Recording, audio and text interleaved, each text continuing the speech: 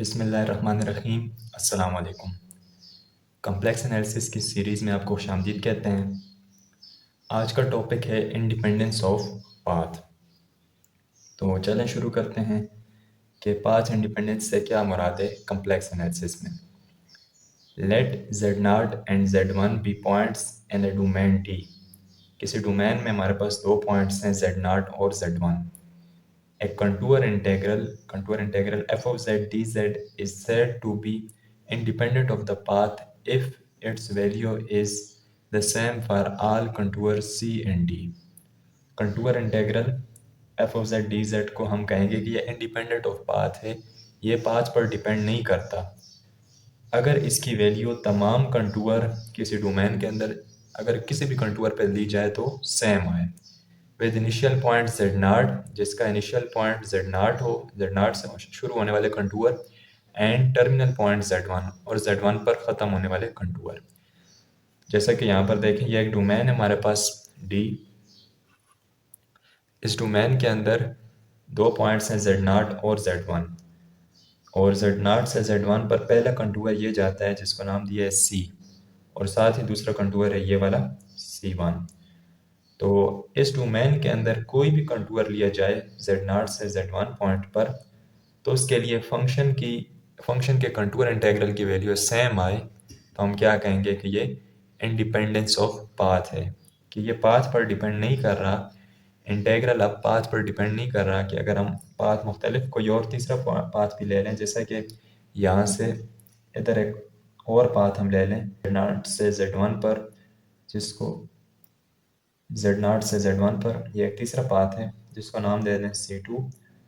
तो इन सब पर कंटूर इंटेग्रल की value f of z dz, इस कंटूर इंटेग्रल की वैल्यू सेम आए। जैसे यहाँ पर है contour integral c f of z dz is equal to contour integral c1 f of z dz। तो c और c1 पर कंटूर इंटेग्रल सेम है और इसको आप c2 के भी contour integral c2 f of z भी कर सकते हैं, क्योंकि यहाँ पर एक तीसरा कंटूर भी आ गया है। तो इन शॉर्ट, जब भी किसी डोमेन के अंदर दो पॉइंट के बीच में आप कंटूर ड्रा करें, कोई भी कंटूर, और फिर कंटूर इंटेग्रल लें तो सब कंटूर्स की वैल्यू, सब कंटूर इंटेग्रल्स के आंसर सेम आए तो हम कहेंगे कि ये इंडिपेंडेंट ऑफ पाथ है, क्योंकि अब ये पाथ पर डिपेंड नहीं कर रहा कि किस कंटूर से एस पॉइंट से इस पॉइंट तक आया जाए तो आंसर क्या आएगा, सबसे आंसर सेम ही आएगा। तो इस पर हम एग्जांपल भी देखेंगे। पहले यहाँ पर एक और डेफिनेशन है, थ्योरम है एक, एनालिटिसिटी एम्प्लाइज पाथ इंडिपेंडेंस। अगर एक फंक्शन एनालिटिक है तो वो इम्प्लाई करेगा कि ये पाथ इंडिपेंडेंस है, वो पाथ पर डिपेंड नहीं करेगा। हर पाथ से, किसी भी पाथ से आप एक पॉइंट से दूसरे पॉइंट तक जाएंगे तो इंटेग्रल की वैल्यू सेम आएगी। तो थ्योरम की स्टेटमेंट देखते हैं। Suppose that a function f is analytic in A simply connected domain D। Suppose एक फंक्शन f एनालिटिक है डोमेन D में and C is any contour in D। C कोई भी कंटूर हो सकता है, जैसा कि यहाँ पर ये C है, C1 भी हो सकता है, C2 भी, कोई और भी कंटूर हो सकता है दो पॉइंट्स के बीच में।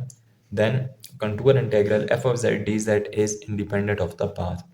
तो कंटूर इंटेग्रल क्या होगा, इंडिपेंडेंट ऑफ पाथ। यानी अगर फंक्शन एनालिटिक होगा किसी सिंपली कनेक्टेड डोमेन D में तो कंटूर इंटेग्रल उस फंक्शन का इंडिपेंडेंट ऑफ पाथ होगा, वो पाथ पर डिपेंड नहीं करेगा। इसी की अब हम एग्जांपल देखते हैं कि ये कैसे थ्योरम अप्लाई होता है या इंडिपेंडेंस ऑफ पाथ से हमारी क्या मुराद है। तो एग्जांपल देखें। Evaluate contour integral 2z dz where c is the contour shown in figure. यहाँ फिगर में कंटूर यहाँ से लेकर ये वाला कंटूर इस पॉइंट तक आता है, ठीक है, -1 से -1 प्लस आयोटा पर। तो ये एक लंबा कंटूर हमने ड्रा किया है यहाँ से यहाँ तक पहले और फिर यहाँ से यहाँ तक। पीस वाइज स्मूथ कर्व आप कह सकते हैं। इसके अलावा कोई और कंटूर भी हो सकते हैं, लेकिन हमने यही एक कंटूर लिया। तो evaluate this integral contour integral where C as the contour as shown in figure. See ये वाला कंटूर है। तो अब हम अगर थ्योरम को अप्लाई करें इस थ्योरम को, तो यहाँ पर देखें, sense f of z is equal to 2z, f of z 2z है function, is entire, polynomial function है तो ये इंटायर है। तमाम कम्प्लेक्स प्लान पर ये क्या है, डिफरेंशिएबल है। बाय अबव थ्योरम, इस थ्योरम की स्टेटमेंट के मुताबिक replace the piecewise smooth path C by contour C1। हम इस कर्व को, इस कंटूर को रिप्लेस कर देते हैं एक और कंटूर से। मैं यहाँ पर ड्रा कर लेता हूँ स्ट्रेट लाइन, यहाँ से यहाँ तक स्ट्रेट लाइन, और इसको नाम दे दें कंटूर C1।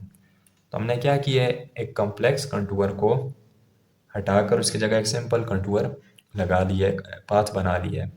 क्योंकि फंक्शन एंटायर है और इस थ्योरम के मुताबिक तमाम कंटूर पर कंटूर इंटीग्रल क्या होगा, इंडिपेंडेंस ऑफ पाथ, पाथ पर डिपेंड नहीं करेगा। तो चाहे आप ये पाथ लें या ये पाथ लें, तो हम सिंपल पाथ लेते हैं ताकि इजीली हम इंटीग्रल कैलकुलेट कर लें।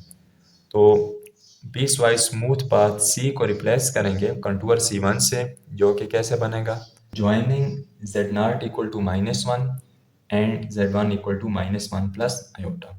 z नॉट से z1 हमने स्ट्रेट लाइन लगा दी है।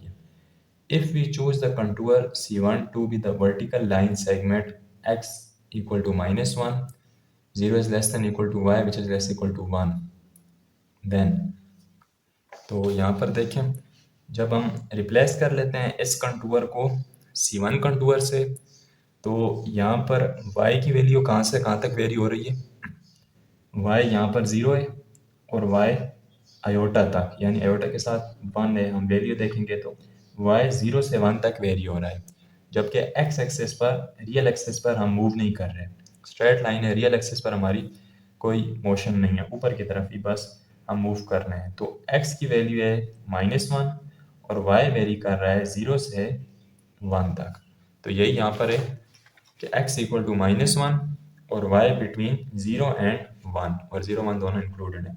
देन z क्या बन जाएगा, z equal to x plus iota y, जब x की वैल्यू -1 है और y की वैल्यू हमने पुट नहीं की क्योंकि वो रेंज ऑफ वैल्यूज है 0 से 1 के बीच में, तो -1 प्लस आयोटा की फॉर्म बन जाएगी आयोटा वाई।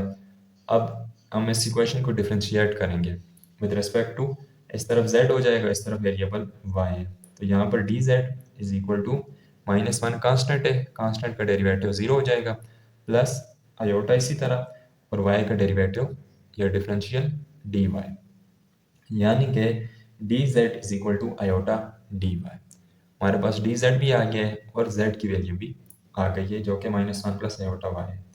देयरफॉर, तो जो क्वेश्चन में हमें कंटूर इंटीग्रल निकालना है ऑफ द फंक्शन 2z, उसको हम रिप्लेस करेंगे कंटूर को C1 कंटूर से, जो कि हमने डिफाइन किए स्ट्रेट पाथ -1 से -1 प्लस आयोटा के बीच में स्ट्रेट पाथ, स्ट्रेट लाइन। तो उससे क्या होगा, contour C1 2z dz is equal to contour integral contour C1 2, और z की जगह क्या पुट करेंगे, z की value -1 plus iota y, -1 plus iota y, और dz की जगह क्या आ जाएगा, वेरिएबल, क्योंकि इंटीग्रेशन का वेरिएबल भी चेंज होगा, dz is equal to iota dy, iota dy। अब आयोटा और 2 को अंदर मल्टीप्लाई करेंगे तो ये हो जाएगा -2 आयोटा, -1 से मल्टीप्लाई होने के बाद, और फिर ये 2y और आयोटा आयोटा आयोटा स्क्वायर -1 होता है, तो इसलिए ये वाली टर्म नेगेटिव हो जाएगी, -2y और आयोटा स्क्वायर ख़त्म हो गया क्योंकि इसकी जगह माइनस आ गया, बाहर इसी तरह dy। अब हमने इंटीग्रेशन लगाई है, -2 आयोटा कांस्टेंट है, और कांस्टेंट का जब इंटीग्रल लेंगे तो y आ जाएगा क्योंकि वेरिएबल y है, तो y और उसकी वैल्यूज़ हैं 0 से 1 के बीच में। अब 0 से 1 के बीच में क्यों, क्योंकि हमारे पास वेरिएबल कौन सा है, y, और y कहाँ से कहाँ तक वेरी हो रहा है, 0 से 1 के बीच में।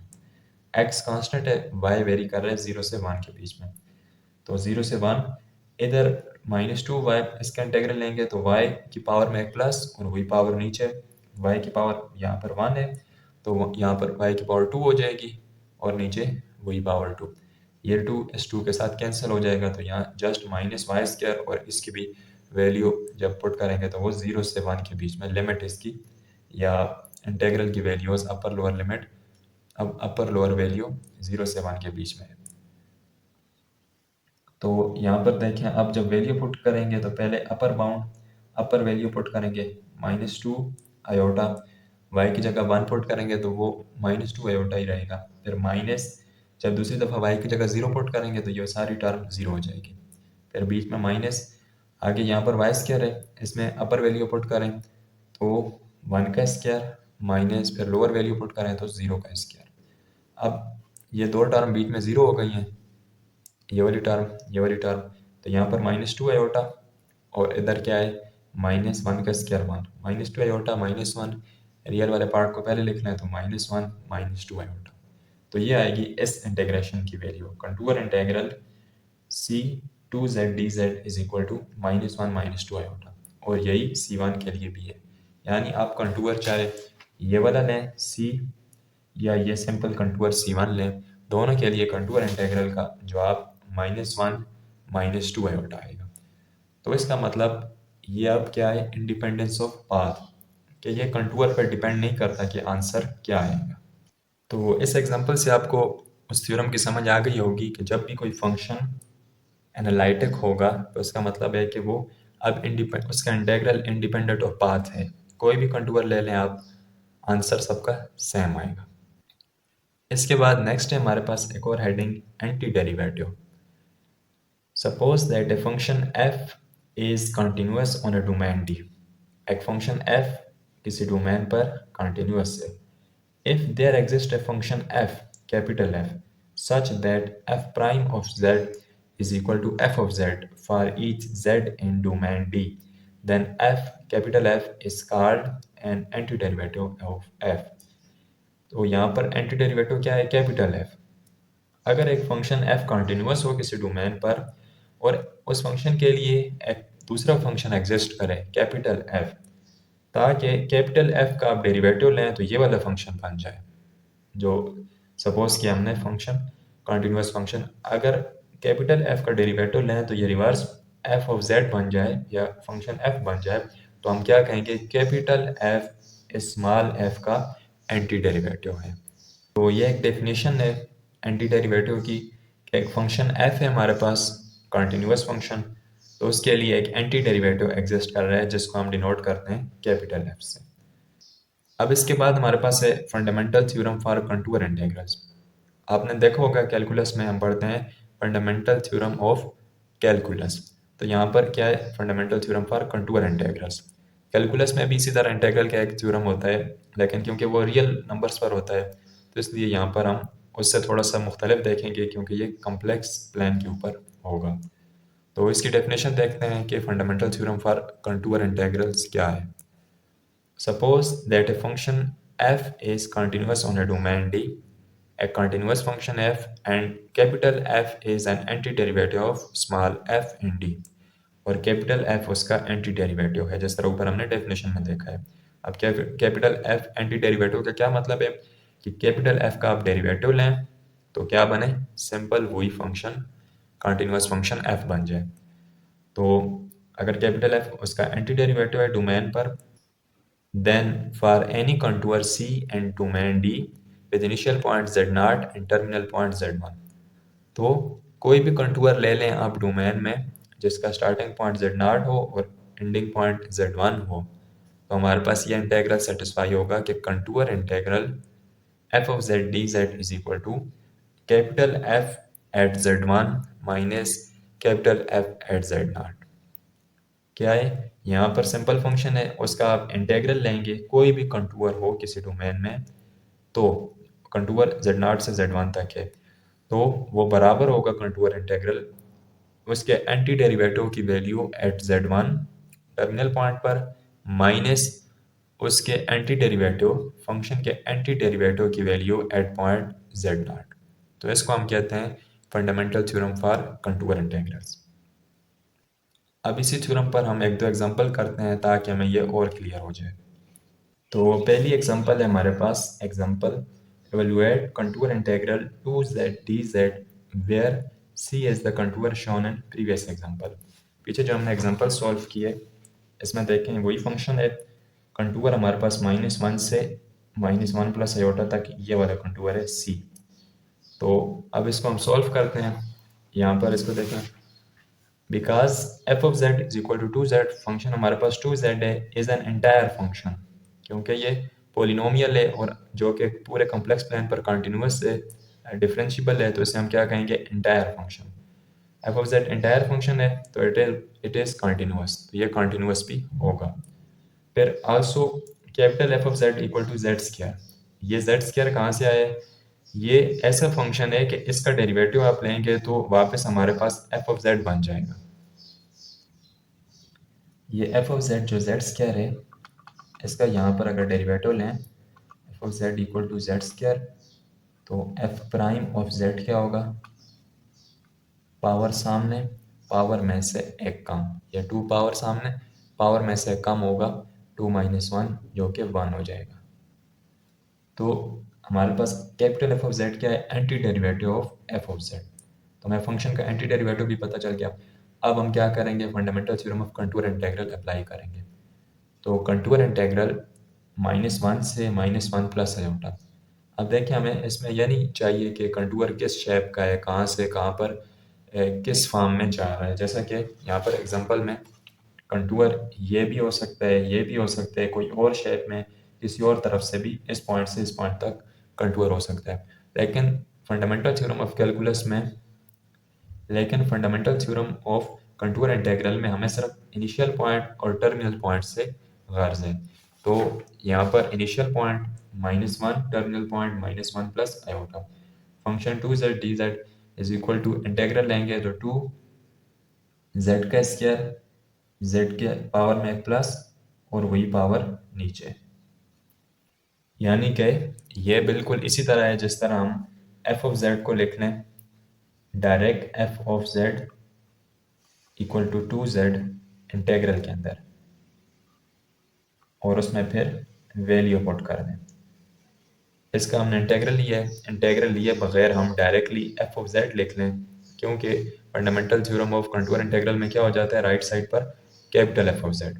तो कैपिटल एफ ऑफ जेड क्या है यहाँ पर, जेड स्क्वायर, और यहाँ पर ये capital F of capital Z आएगा जेड स्क्वायर, यहाँ पर कैपिटल एफ आएगा जेड स्क्वायर।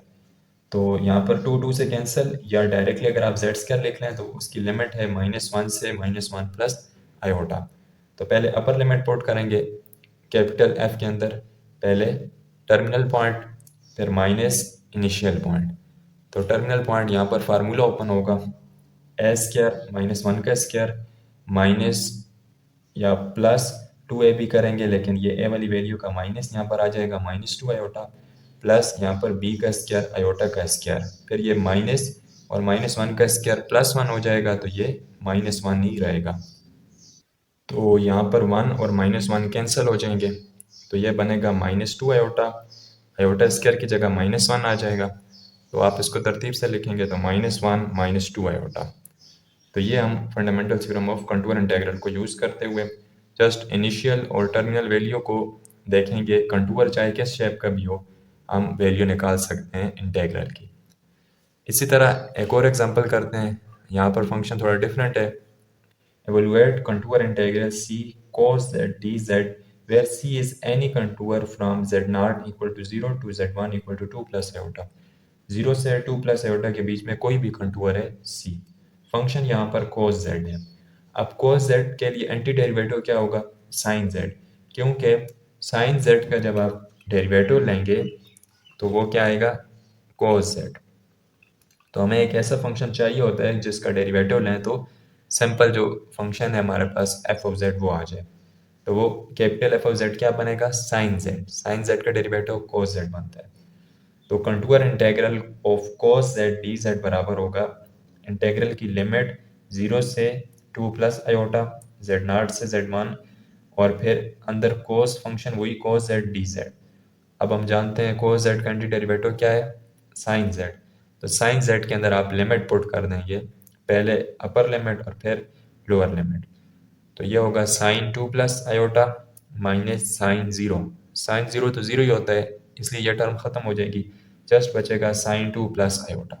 यहाँ तक भी आंसर ठीक है, लेकिन अगर आप इसको थोड़ा और सिंप्लीफाई करना चाहते हैं तो हम जानते हैं कि sine 2 plus iota, sine z exponential form में क्या होता है, sine z equal to e की power iota z minus e की power minus iota z divide by 2 iota. तो इसी चीज़ को यहाँ पर यूज़ किया है, साइन जेड की जगह 2 प्लस आयोटा है, तो जहाँ पर जेड आ रहा है वहाँ पर 2 प्लस आयोटा। फिर अंदर आयोटा को मल्टीप्लाई कर दें तो 2 आयोटा, और iota multiply iota, iota square जो कि -1 होगा, तो -1 प्लस 2 आयोटा। इधर ई की पावर सिंप्लीफाई करेंगे तो plus minus minus iota iota, iota square minus iota square, लेकिन आयोटा स्क्वायर की वजह से माइनस -1 होगा जो कि +1 हो जाएगा 1। फिर plus plus minus minus 2 iota divide में 2 आयोटा, वही जो ऊपर है। अब इस एक्सपोनेंशियल फॉर्म को थोड़ा एक्सपेंड करेंगे तो ई की पावर -1 अलहदा कर लें, और मल्टीप्लाई में जो ई की पावर 2 आयोटा होगी, ई की पावर 2 आयोटा वो बराबर होगी कोस 2 प्लस आयोटा साइन 2 के, क्योंकि कोस और साइन ट्रिगोनोमेट्रिक फॉर्म में एक्सपोनेंशियल फॉर्म को इस तरह कन्वर्ट किया जाता है। तो ई की पावर 2 आयोटा क्या होगा, कोस 2 प्लस आयोटा साइन 2। इसी से हमने ई की पावर -1 अलहदा हो गया, और मल्टीप्लाई में जो ई की पावर 2 आयोटा होगा उससे ये बन जाएगा।